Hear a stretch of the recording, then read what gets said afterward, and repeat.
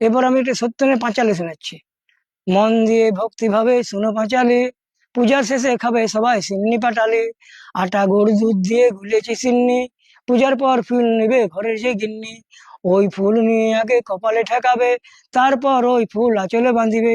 ঘন্টা লেড়ে ভরচাঁজ মশাই এলেন ঠাকুর ঘরে, পূজার আগে ফল মিষ্টি থলিতে নিলেন ভরে। পূজার পরে ভরচাঁজকে দিবে দক্ষিণা, দক্ষিণে পেয়ে ভরচাঁজ আনন্দ আটখানা। পূর্ণিমাতে কলা পাকা 60 টাকা ডজন, পূজা করে দায় হবে বলছে ভক্তগণ। পীর বাবার পাঁচালি শুনো কিছুক্ষণ, এদিক সেদিক জড়ো হয়েছে অনেক ভক্তগণ। পূর্ণিমাতে ভক্তগণ সারাদিন উপাস করে, পুরুষ মশাই ধার ধরে না খেয়েই পূজা করে। সংকল্প করব যখন দিবে সবাই নোট, খুচরা পয়সা দিলে কিন্তু করিবে হরের লোট। ভক্তগণের খুচরা পয়সা যদি না থাকে, পুরুষ মশাইয়ের ফোন পে খরচে গঞ্জা আছে।